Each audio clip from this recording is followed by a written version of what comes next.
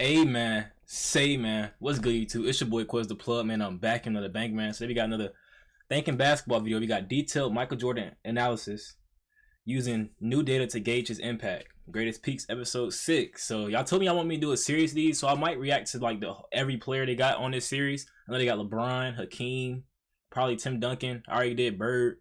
So this should be a good series, man. Before we get into it, make sure y'all like, comment, subscribe, man. And let's see how good Michael Jordan really was using these new advanced stats. You know, all these stats they didn't have back then. So let's get into it. We on that road to 4K. We had about 3,200 subscribers by the time I'm recording this video. So, hey, let's get that 4K as fast as we can, bro. 2024, we going up, man. Let's do it. You know Michael Jordan. You know his legendary moments. You know that fadeaway. Facts. You know his aerial gifts. But do you know what made him unique as a scorer? The ins and outs of his passing game. Let me see some. His defensive strengths and weaknesses. I say this every video, bro. Honestly, I don't think I've ever seen a video on Michael Jordan weaknesses. See, this is interesting. But his defense is the most underrated part of Jordan game, bro. Even though people underrate his passing too, I feel like it's his defense, bro. You don't understand how good it is to be that good on offense and defense, bro.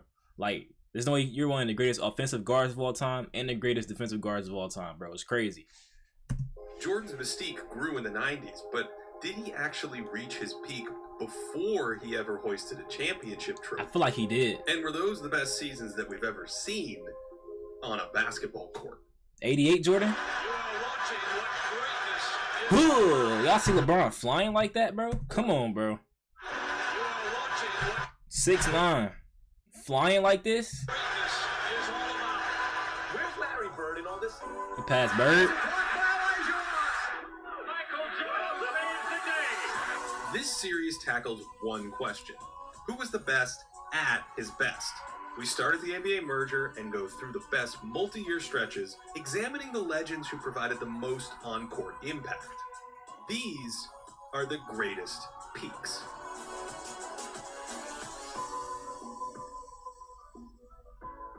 He's the best athlete. He's one of the best competitors. He's one of the most skilled players. And that, to me, makes him the best basketball player that I've ever seen play. In this series, we've seen how big men ruled the game for decades. Yeah. And how the offensive brilliance of Magic Johnson and Larry Bird reimagined what taller players could do. But there were high-flying wings with offensive success in the 60s and 70s, too. Elgin Baylor was the first superstar who really attacked vertically off the bounce. Then Julius Erving and David Thompson extended that approach. As a kid growing up in North Carolina, Jordan idolized Thompson, who combined an explosive first step with a little skywalking to finish third in MVP voting in 1978. Jordan, it's probably David Thompson never got an MVP. What's the most points he averaged in a season? Was the next leap in that evolutionary chain, and his incredible first step set a new standard for attacking the rim. When he entered the league, Michael could just teleport around defenders with his burst, able to get around players in just a single step. And even though he was a hair slower by 1989, this incredible acceleration was always the foundation of Jordan's success. He burned defenders to the right or to the left with this penetration, and he was so quick that blinking was dangerous. Joe Dumars flinches at a turnaround here and then becomes a turnstile. There wasn't anything special about this being a first step. It was just mind-bending acceleration. Jordan's like a Formula One car racing against Priuses. That acceleration shot him out of a cannon, and that speed was a launch pad for his vertical finishing. Man, I didn't know how fast Jordan was. So I seen in comments, I was like, Jordan ran a 4.4. He got a 48-inch vertical. I'm like, bro, Jordan athleticism is actually like unmatched. Like, yeah, there's a lot of athletes in the NBA today, but they not as skilled. Like, that's the thing. Fundamentals, athleticism, he just combined everything, bro. Bro was really like the perfect player, bro. You really think about it. He's flying by the second step here, and that helps him actually fly. Really, the man spent so much time in the air, he could have registered a tail number with the FAA. Some of these drives remind me of a running back turning the corner, where he'd take off and get really low, then transfer all that energy into his leaping. Note how his body protects the ball here as he hovers to the other side of the rim. And he leveraged his body as an airborne shield like this, especially when jumping off of 2 feet into contact. Michael was strong enough to absorb hits while airborne like this, and these physical gifts helped him reach the line at historically prolific rates. Damn. The 13 free throws per game? That's tough. It just, bro, the way he can absorb contact and still finish, hey, bro, it hit different, bro. I like how Jordan, it don't matter how he got fouled, bro. He always going to try to go up. Like, if he a shooting foul, he always going to try to hit the shot, bro. Magic kept defenses off balance with his playmaking, but Michael simply overwhelmed them with relentless pressure on the rim. His huge hands helped make some of this aerial wizardry possible, manipulating the ball in the air on these drives or holding it away from shot blockers. That's near the top of the square. Oh my god! And did y'all just like away from shot blockers? I never even thought about like how he uses hands in situations like this. Like, bro ain't have big hands. He's not getting that over this defender, bro. The top of, and then he can just palm it, and he don't even gotta dunk it. He can just throw it in. Like, that's that's tough. On the release, and these things were so big that the ball could slip off mid-shot, and he could still reset it in his catcher's mitts like nothing happened. That is so difficult, Of course, the hang time also makes this work too, contorting and bending his body around bigger defenders in the paint.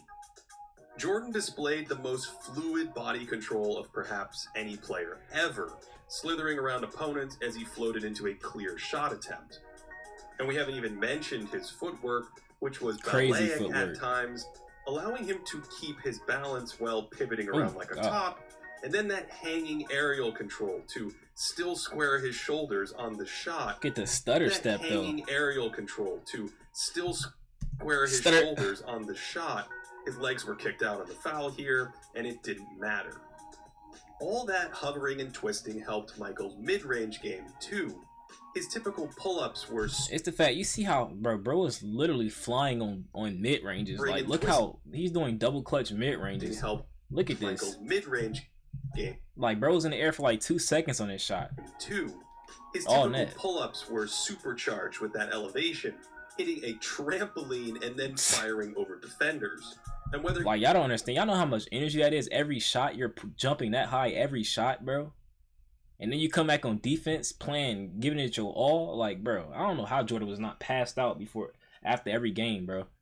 And then bro didn't even take care of his body like he was really supposed to. Bro was doing all that drinking, smoking all them cigars, like elevation, hitting a trampoline and then firing over defenders. And whether he was twisting, leaning, or stopping on a dime, he could square his shoulders and still shoot.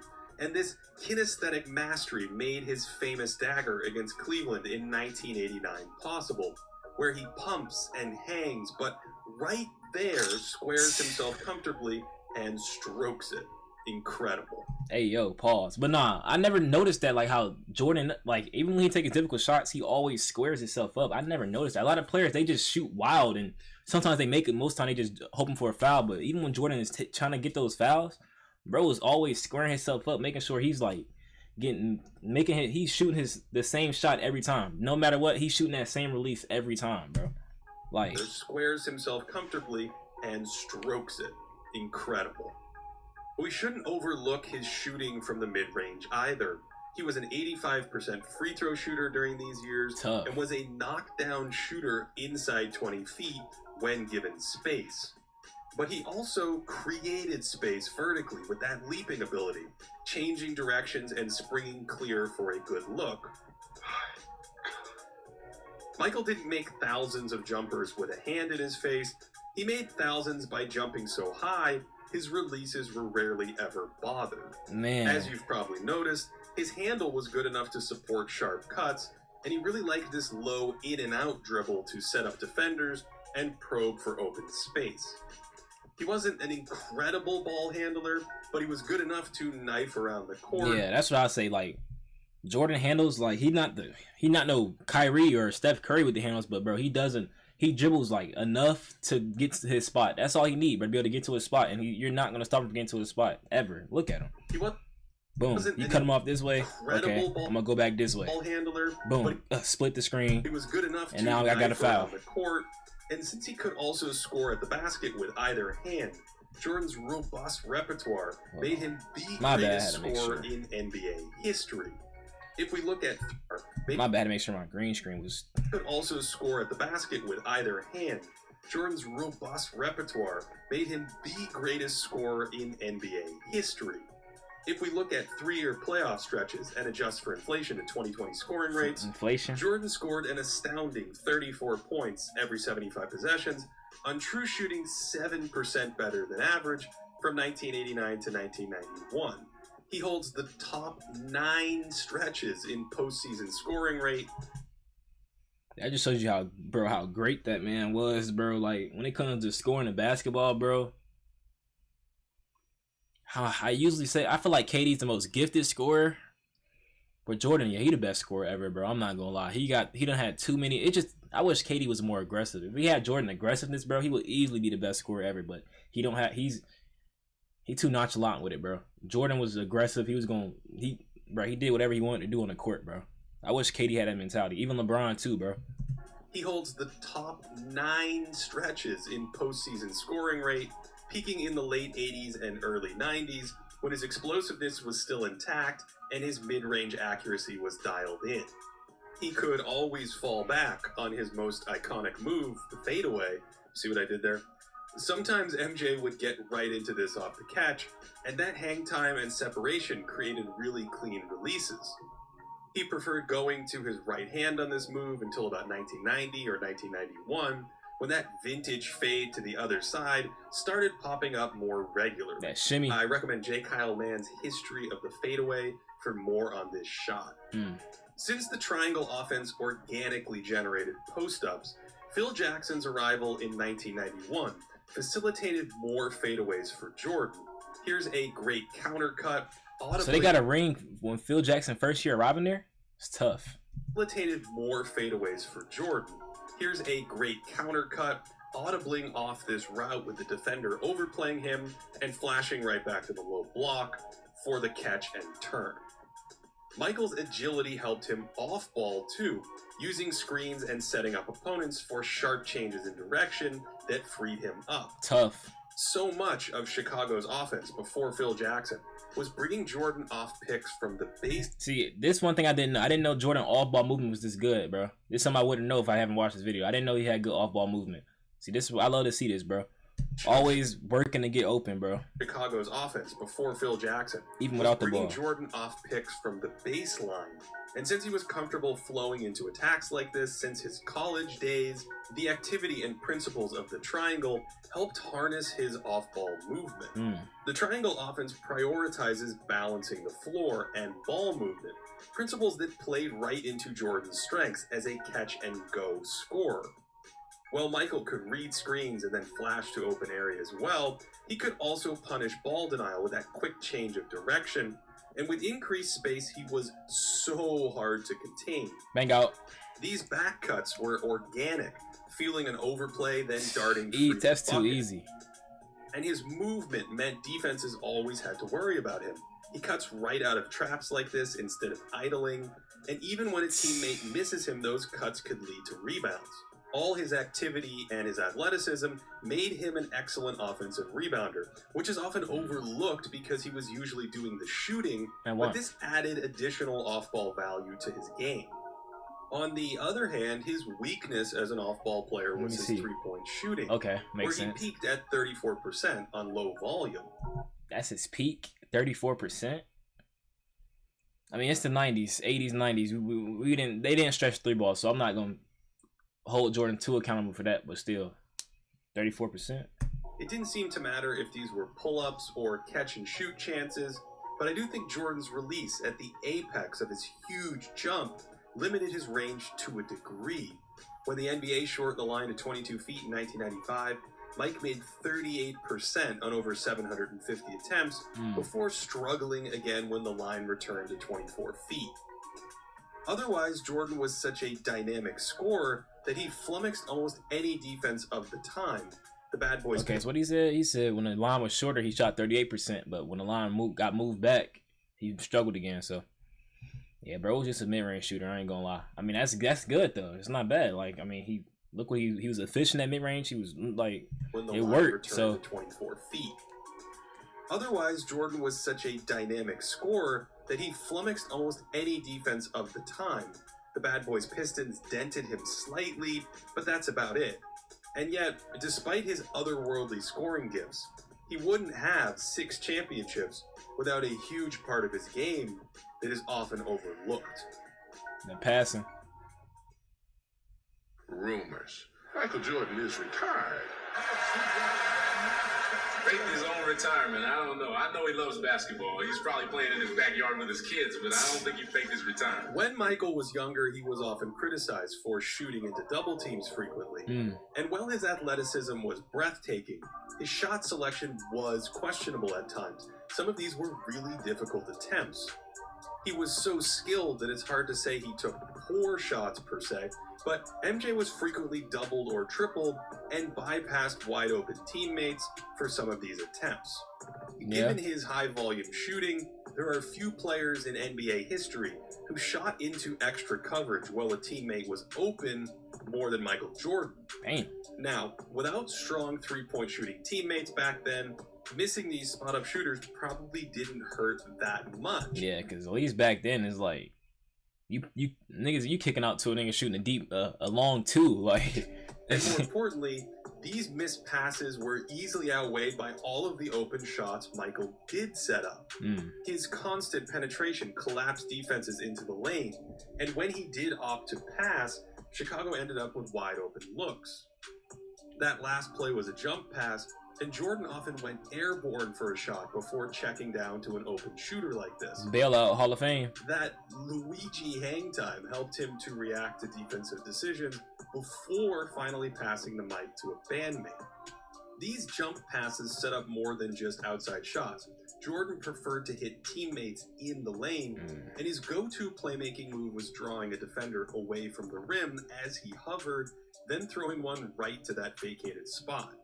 Mike loved this jump and dump laydown, where he drove to the basket and then with it makes sense, bro. Got a 40-inch vertical. Of course he gonna love jump passes. I mean, he jumping over everybody. He can see over everybody when he do that. So makes it easy for him to read the offense, read where his player's at. Mike loved this jump and dump laydown, where he drove to the basket and then when the big man stepped up to help, found a way to drop it off for a layup. That's a tough pass.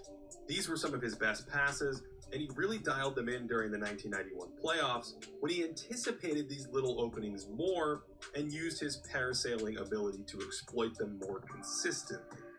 However, leaving his feet like this caused some issues when he decided not to shoot, holding a hot potato while hovering with no clear outlet. When he was in the air like this, he was at the mercy of whatever was open. He switches to a pass here, but there's nothing really there.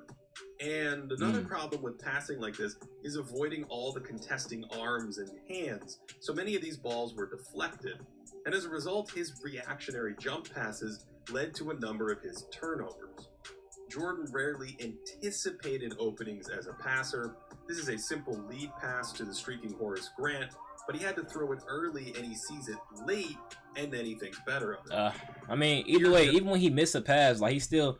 Even though this is a clear pass, he should have threw. As a passer, but I mean, he still made a good play. He still found an open teammate. So this is a simple lead pass to the streaking Horace Grant. Him not passing led to more people collapsing to him, leading to somebody else to be open. But he had to throw it early, and he sees it late, and then he thinks better of it. Here, he doesn't realize this teammate is uncovered, and so it's a dubious jumper instead of a layup pass. On this one, Scottie Pippen's backdoor cut opens a lob, but Jordan sees it after it's free, then fires it, and man, could Pippen pass. Oh my God, hold on. That was so fast, I didn't even see it. Then fires it, and man, could pass. Oh my God. Most of Michael's best times were more reactive, seeing an opening and then whipping it to a teammate. Despite his reputation, he was always a willing passer, and learning more angles and reads over the years helped him drop higher level dimes like this. He threw in a bit of manipulation beyond that jump pass, going to the look away at times, and this is his peak passing in 1991, moving the defender with his eyes, then impersonating Magic. That's a LeBron type pass. In front of Irvin himself. Jordan was also willing to look ahead for outlet passes. This is one of his better ones, and he was a good transition passer, dropping a brilliant dime on the break every once in a while too. To be fair, he missed plenty of good passes in these spots as well. Pippen's clear here, and flying into the lane, that familiar drop-off is open. In studying passers over the years, the great ones will find about 90% of these open looks, whereas Michael connected on them about 66% of the time. But the thing is, though, when you so great of a scorer, it's kind of hard to pass that much, bro. It's like, why would I pass somebody I know? Like when I know I can for sure get the bucket, when he might get the bucket. See, that's how great scorers like that be thinking. It's like, but keep in mind the why should I pass? volume of open chances he carved out by drawing attention away from his teammates with his perpetual scoring pressure. In the playoffs, there are no more than 5 players in NBA history who created more shots for teammates than Jordan, and if we use the same playmaking estimates from the prior episode, Michael set up his teammates for an open look an estimated 14 times every 100 possessions, a stretch only bested by the game's top offensive engines from the LeBron James, Chris Paul, Westbrook, Steve Nash. Great passers. Last 15 years. And so, while Jordan was revered for winning 10 scoring titles, he was one of the all-time playmaking machines in league history. That raised a weak roster and carried a strong one later on. From 1985 to 1989, before Scottie Pippen emerged and the triangle took hold, the Bulls' offensive efficiency was only around league average. There was only so much Michael could do as the lone offensive force on a defensively constructed roster. Pippen's emergence gave the Bulls another elite finisher and secondary scoring weapon, but more importantly, another playmaker. Scottie's passing is historically under-discussed, and he was a deadly grab-and-go player, either finding layups in transition or doing the damage himself as he came down the lane. Hey! Pip was also one of the all-time great wing defenders, and that, along with his unselfishness, made him a near-perfect complementary piece next to Mike. Hey! Jordan himself... Scottie is considered a point forward, so, his passing might be underrated, but I feel like a lot of people respect his passing ability. Near-perfect complementary piece next to Michael. Jordan himself improved as a passer at the end of the 80s and into the 90s, and with better teammates, the Bulls roared to some of the best offensive seasons on record, right behind Magic's Lakers. And when we think of Magic as having everything run through him on offense, Michael's combination of scoring and playmaking gave him one of the highest offensive loads in playoff history. Damn. While Jordan's passing highs were mixed with some blemishes, his defense was even more boom or bust. The highlight reels where he's flying all around the court overlook all of his strikeouts and instead focus on his impressive home runs. For instance, it makes sense. If you're doing that much gambling, you're not going to get a steal every time, so I get what he about to say. All of his strikeouts and instead focus on his impressive home runs. For instance, jumping passing lanes like this might produce his most valuable defensive plays. These interceptions could be huge, pick sixes that went the other way for easy points, and at times Jordan was like a cornerback sitting on a passing route with elite closing speed. In 1989, Ty aficionado and coach Doug Collins busted out a half-court trap at times, allowing MJ to size up cross-court passes and then turn them into easy offense. But these gambles whiffed as well. Michael would sell out for them frequently, and in this case he can cover this kick-out pass here, but is going for more with the steal, and that can lead to wide-open looks. That's what happens, bro. When you're overactive, it's gonna happen, so. Jordan hit pay dirt more often than not, but there was a tax to pay for these steal attempts. He could get in passing lanes without gambling, reacting quickly in short space with the defensive equivalent of his first step. This is a bread-and-butter cross-screen of the era, and Jordan not only switches it, but pounces like a black cat. And he could shoot the gap with that burst. This pass is airborne for less than half a second, and, well, Michael's airborne for more than half a second. Michael's quickness helped him keep smaller, shifty point guards in front of him, and on the outside he could churn his feet while swiveling his hips to the dribbler in textbook fashion. For instance, he often guarded Isaiah Thomas during the bad boy battles, And MJ's acceleration allowed him to recover laterally at times, and his combination of size, strength, and agility held Isaiah below his normal scoring numbers in those matchups. But that Kenny Rogers gambling was part of his man defense too. Michael would backpedal to recover a lot, and his preferred move there was to swipe down for the steal as he slid in front of a dribbler. There was a lot of swiping, actually, spamming the Y button at times, and plenty of them connected, but they also gave opponents openings that would have been way harder to find if Jordan had just played it straight up. Yeah, and sometimes he probably just unnecessary fouls too, all that reaching and gambling. When he wasn't swiping at the rock, he was reaching down for the steal as he slid in front of a dribbler. There was a lot of swiping, actually, spamming the Y button at times, and plenty of them connected, but they also gave opponents openings that would have been way harder than swiping at the rock. He was reaching, first on Joe Dumars here, then another reach around for the steal. Nah, he's spamming X. Steals a lot on the block like this, and here that lets the smaller Brian Shaw turn clear for an easy look. MJ did flick plenty of balls this way, leading to deflections or turnovers, man. Nah, no way, bro, blew this layup. Leading to deflections or turnovers. This who Jordan was playing with? But he was usually overly aggressive with this move, lurching at air not once on this play, but twice, leading to a layup. Yeah, Magic too big for that. He brought those same habits to the post, the swipe down move or a little flick, and while he stripped opponents some time, I think he was better off playing straight up against post players and using his athleticism and strength to contest. Yeah, he could have vertically contested that easy. Against our old friend Magic in the 1991 finals, Jordan gambled, and then gambled. Damn. And then gambled. Magic was a little boy in Jordan. Nah. And was absolutely torched by the bigger Johnson in the post. On occasion, Chicago sent a second defender, and you know what happened. That's a dime Another every defensive time. gambit Jordan loved was the surprise double team, where he ambushed unsuspecting players and let those giant hands pickpocket people. As Karl Malone knows all too well, these well-timed... Hey, that's lit. That led to the final shot. So, hey, that's probably one of his best attributes on defense, that little ambush double team you talking about. And sniper shots worked against the deliberate post-ups of the 80s and 90s. Of course, there was a small price to pay when he couldn't cash in on these, because this it man left his wide guard open. wide open without structured rotations. And even after this play turns into a more standard trap, it's Jordan's man who was wide open the whole time on the other side of the court. Michael just had an unquenchable thirst to make plays on defense back then.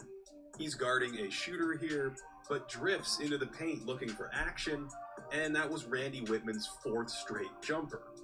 Jordan lurked like this because he did make a ton of plays from the paint. One of his favorites was swooping in at the exact moment post players were shooting.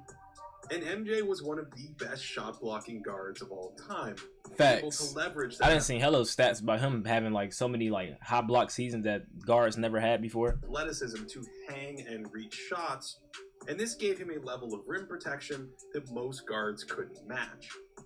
These saves at the hoop were high value plays, and that defies physics. Oh my God. Above the ground, never touching the surface.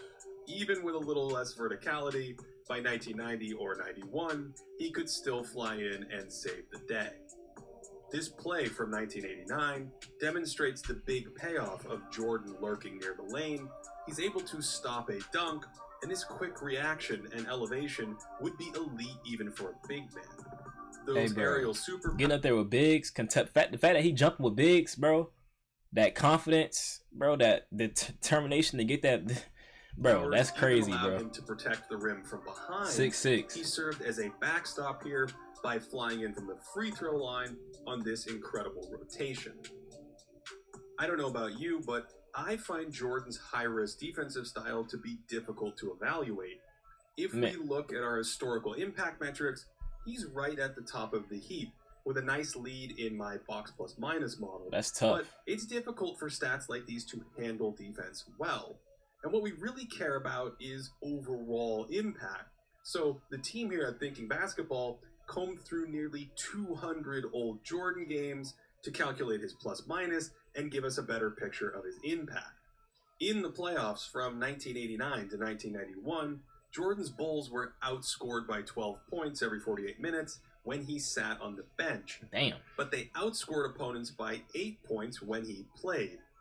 There's some noise in stats like these, but Chicago's 20-point increase with Jordan in the game would rank 9th since the league began tracking this in 1997. Who first? Which puts him up with the all-time results, Dave but Robinson? certainly doesn't separate him from the pack. As we've seen, he was quick to rotate most of the time. Here the play unfolds rapidly and Michael jumps on the threat. But I wouldn't say he had great help awareness.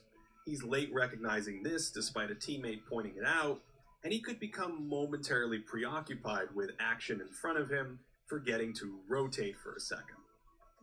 He was a strong enough defensive rebounder as a guard that it probably added some value to his defensive game.